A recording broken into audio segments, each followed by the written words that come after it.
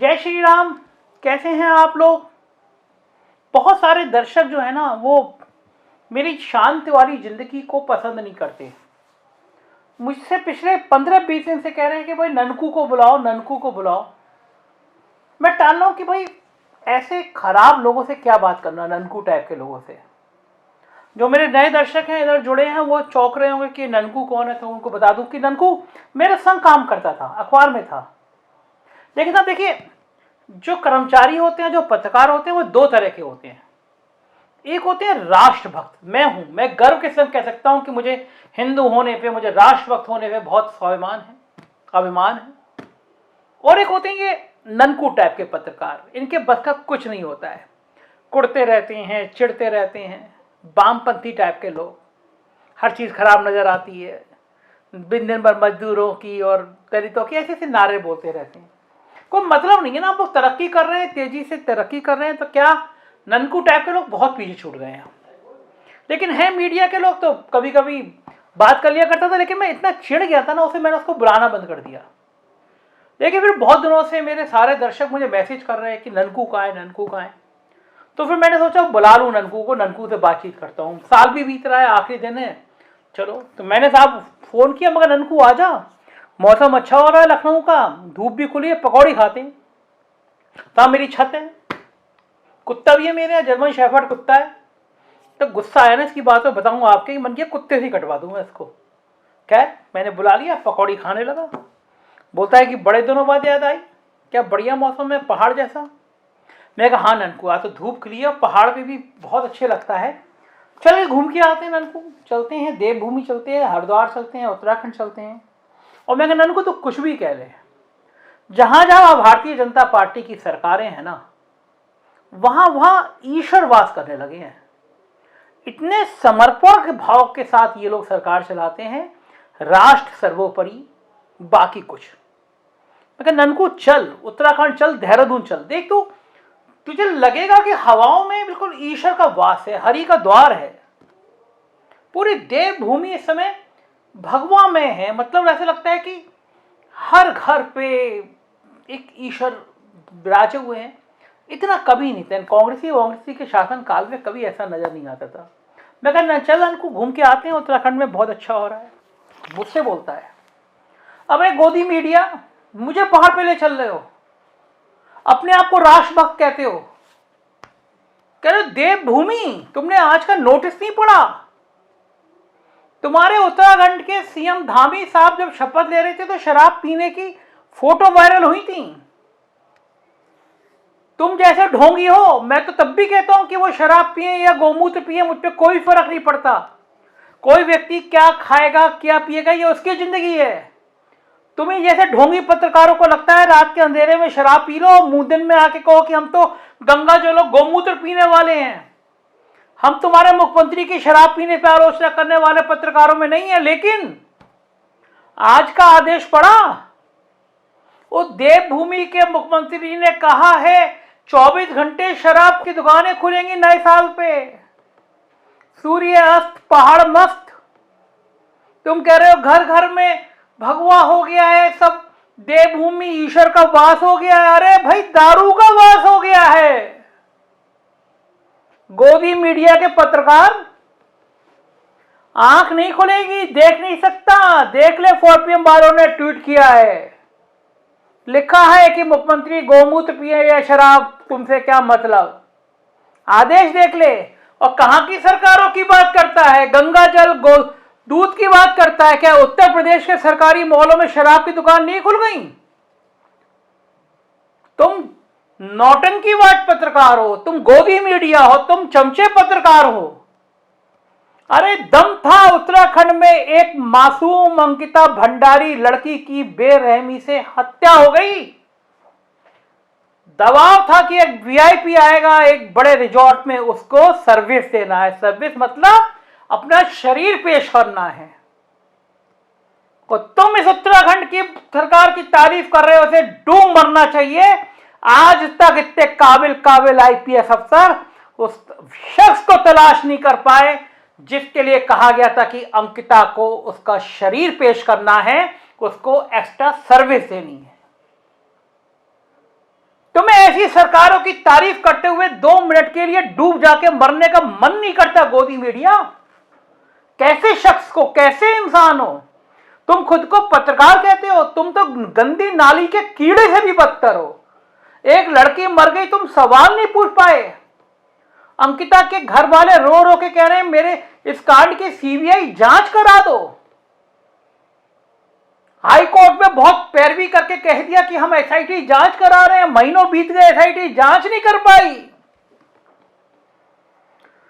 लेकिन गोदी मीडिया, तुम्हारे मुंह से आवाज नहीं निकलेगी। तुम तो बिके हुए पत्रकार हो। गोदी मीडिया, गोद में बैठे हो सरकार की, लाखों करोड़ों रुपए का विज्ञापन लेते हो उत्तराखंड के सरकार से। चांदी के जूते से तुम्हारा मुंह बंद कर दिया गया है गोदी मीडिया। मुंह बंद नहीं किया होगा तो पूछा जाता है, एक व्यापारी ने 5 स्टार 7 स्टार होटल बना रहा था, उसने आत्महत्या कर ली। लिखा उसने कि उत्तराखंड के एक आईपीएस का पैसा लगा हुआ था, दबाव था। कौन आईपीएस है उत्तराखंड में? कौन आईपीएस है जिसने मुख्यमंत्री की दोस्ती से इतनी कमाई कर ली कि वो 5 स्टार 7 स्टार होटल बना रहा है? उत्तराखंड के मुख्यमंत्री के किस्से अब दिल्ली के गलियारों में सुनाई पड़ रहे हैं गोदी मीडिया। तुम्हें पता ना होगा, लेकिन मोदी और शाह के यहां धामी जी की फाइलें खुलने लगी हैं। अबे गोदी मीडिया, ये तो पूछते, मुख्यमंत्री की आंख और नाक के बाल, मुख्यमंत्री की धड़कन, मुख्यमंत्री की आत्मा आईपीएस अवनव कुमार छुट्टी क्यों चले गए? नहीं पूछ पाओगे। जो मुख्यमंत्री की आत्मा था, जो मुख्यमंत्री का दिल था, उस अवनव कुमार को लंबी छुट्टी भेजने के पीछे कारण क्या था गोदी मीडिया? जान जाओगे तो पसीने छूट जाएंगे, लेकिन तुम पड़ताल नहीं करोगे। तुम तो कहोगे देवभूमि है। मैंने कहा ननकू अनर्गल आरोप लगा रहा है। धामी जी का चेहरा देख, कितने कोमल, कितने शांत, कितने सौम्य।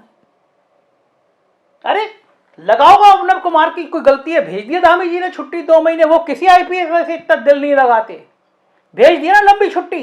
अगर तू कह रहा है अवनव कुमार बहुत दिल से आत्मा, तो कोई छुट्टी भेजता? मुख्यमंत्री ने भेज दिया ना। अंकिता भंडारी वाले मामले में एसआईटी जांच कर दी ना, अब कर रही है जांच, धीरे धीरे हो जाएगी। खाम का बातें करता है, तेरे जैसे पत्रकार ऐसे ही है। मैं तो तुझ जैसों से बात ही नहीं करना चाहता। देख ले रवीश कुमार का हाल, हो गए ना पैदल। अब बजाते रहो डंकन, कौन पूछ रहा है यूट्यूब को, कौन देख रहा है? अब एक गोदी मीडिया 7 जन्म लेगा ना तो रवीश नहीं बन पाएगा। एक चैनल शुरू किया, हफ्ते भर में 30 लाख से ज्यादा लोगों ने सब्सक्राइब कर लिया। एक वीडियो बोला, 90 लाख लोगों ने सुना। तो जैसे तो खुश रहेंगे, सुधीर चौधरी जैसे खुश रहेंगे। और तू सुधीर चौधरी को अपना आदर्श बना, फोटो ले आ, माला चढ़ा, यूं करके अगरबत्ती घुमा, कहा प्रभु तुम ही पत्रकारिता के जनक हो। अबे तुम उनको नायक मांगते हो, उनको नायक समझते हो जो रिश्वत मांगने के आरोप में 6 महीने तिहाड़ जेल में रहे, केवल इसलिए कि 100 करोड़ की रिश्वत मांगी गई थी। एक टीचर का गलत वीडियो दिखा दिया कि वो गलत धंधे में, उसके कपड़े फड़वा दिए जनता ने। ऐसे पत्रकार तुम्हारे लिए आदर्श है?